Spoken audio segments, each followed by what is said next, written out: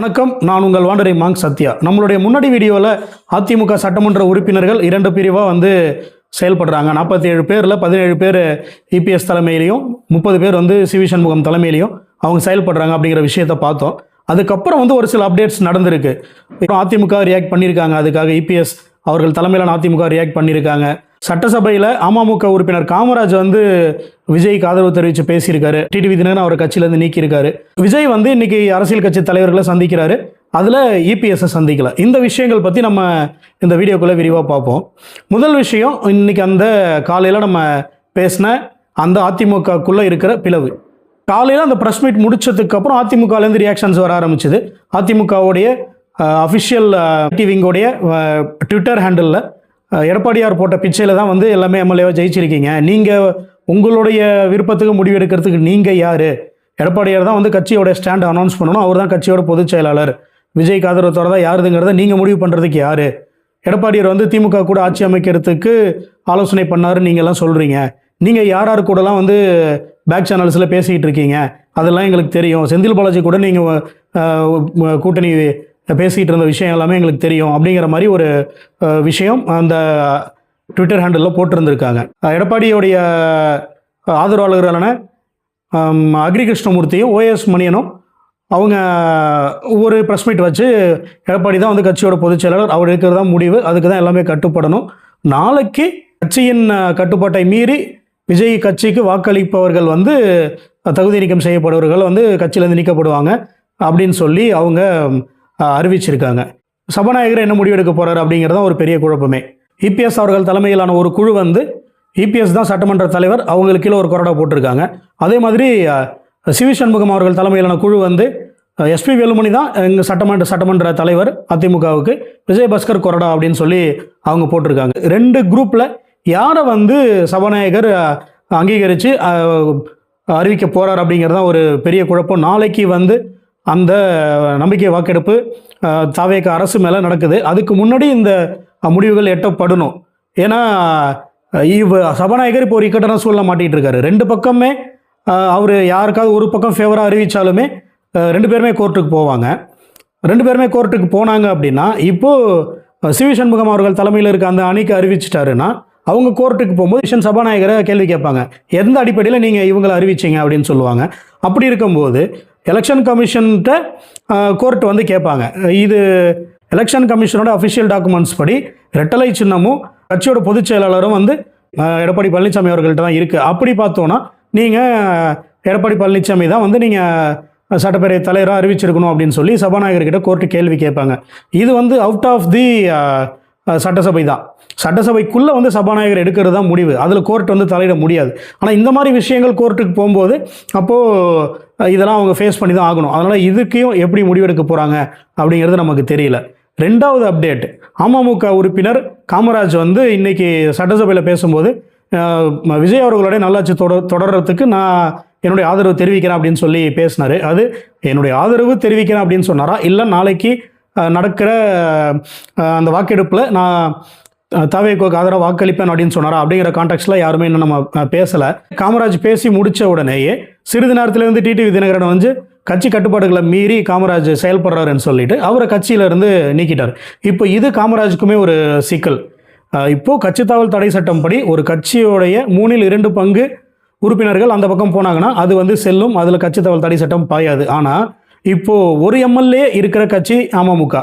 அப்படி இருக்கும்போது கட்சித்தாவல் தடை சட்டம் பாயுமா அப்படின்னு ஒரு டவுட் நம்ம பார்த்தோன்னா அதுக்கும் பாயும். எந்த கட்சி சின்னத்தில் நீங்கள் நின்னீங்களோ அந்த கட்சியின் கட்டுப்பாட்டை மீறி நீங்கள் செயல்படுறீங்க அப்படின்னா உங்களுடைய செயல் அது கட்சிக்கு எதிராக தான் பார்க்கப்படும். உங்கள் மீதும் கட்சித்தாவல் தடை சட்டம் பாயும். இப்போ டிடிவி தினகரன் கட்சியை விட்டு காமராஜ் நீக்கிட்டாரு அப்படிங்கிறதால அவர் இப்போ எம்எல்ஏ இல்லை அப்படின்னு ஆகிடாது. என்ன பண்ணணும்னா இப்போது டிடிவி தினகரன் அவர் ஒரு ரெப்ரசன்டேஷன் ஒரு மனு சபாநாயகருக்கு கொடுக்கணும்.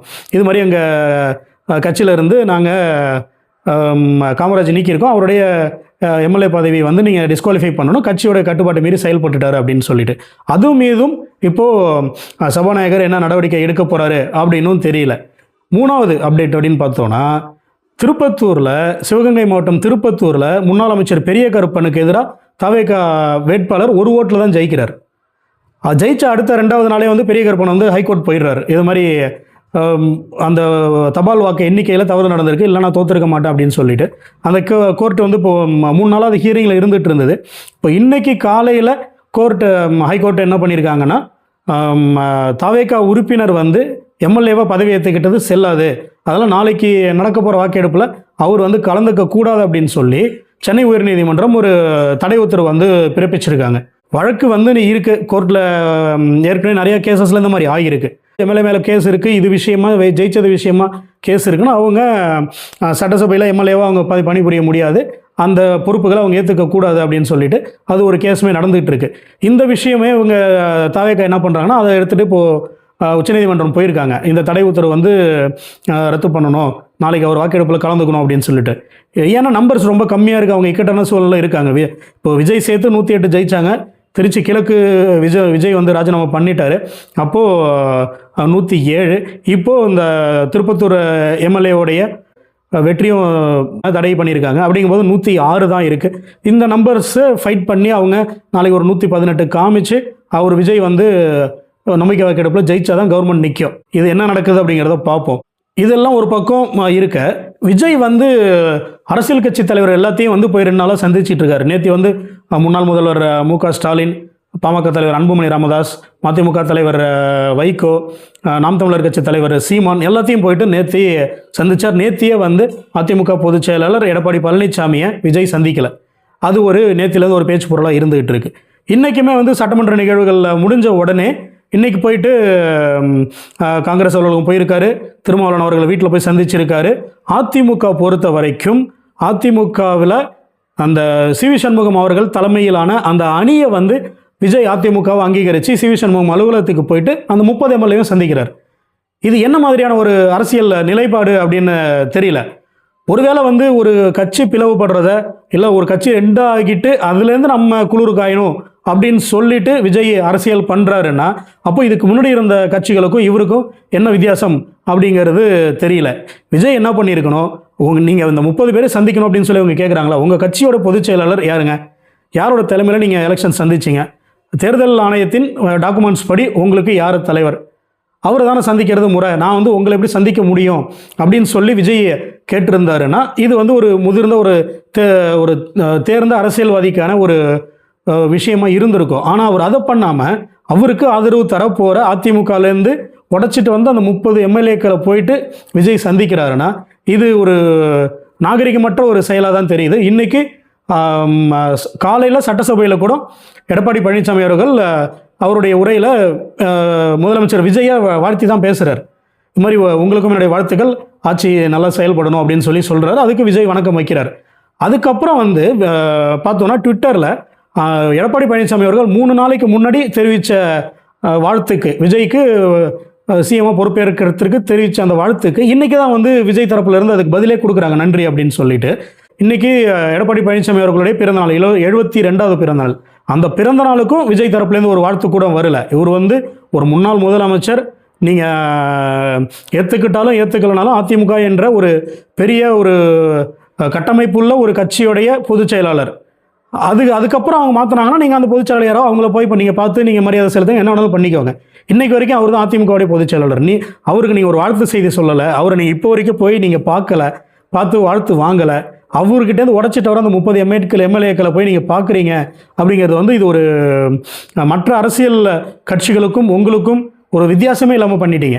நேற்று வந்து எல்லாம் அவ்வளோ ஆக ஓகன்னு பேசினாங்க. இது வந்து தமிழ்நாட்டு வரலாற்றில் நடக்காத ஒரு விஷயம். இது வரைக்கும் வந்து கடந்த ஒரு 50 ஆண்டுகளில் ஜெயிச்சதுக்கு அப்புறம் ஒரு முதலமைச்சர் போயிட்டு எதிர்க்கட்சி தலைவர்களை சந்தித்து இது மாதிரி ஒரு வாழ்த்து பெறுறதுங்கிறது நடக்காத விஷயம், ஒரு புதுமையான அரசியலாக இருக்குது அப்படின்னு சொல்லி எல்லாமே நேற்று வாழ்த்து தெரிவிச்சு இந்த டைமில் இந்த மாதிரி ஒரு விஷயத்தை நீங்கள் பண்ணுறீங்க அப்படின்னா அது உங்கள் மீது நம்பிக்கை வைத்து வாக்களித்து அந்த மக்களுக்கு நீங்கள் என்ன மாதிரி ஒரு விஷயத்தை கன்வே பண்ணுறதுக்கு விரும்புகிறீங்க அப்படிங்கிறது தெரியல. இந்த விஷயங்கள் எல்லாமே நடந்துக்கிட்டு இருக்குது. இப்போதைக்கு நமக்கு கிடைச்ச அப்டேட் படி நம்ம பேசிகிட்டு இருக்கிற இந்த டைம் வரைக்கும் எடப்பாடி பழனிசாமியை விஜய் அவர்கள் போய் சந்திக்கலை. இதுக்கு மேலேயும் சந்திப்பாரா என்ன அப்படிங்கிறது தெரியல. நம்மளுடைய சேனல் மூலமா அதிமுக பொதுச் செயலாளர் எடப்பாடி பழனிசாமி அவர்களுக்கு பிறந்தநாள் வாழ்த்துக்களை தெரிவித்துக் கொள்கிறோம். மேலும் அப்டேட்ஸ்களுக்கு உங்கள் வாண்டரிங் மாங்க் சத்யாவுடன் இணைந்திருங்கள். நன்றி.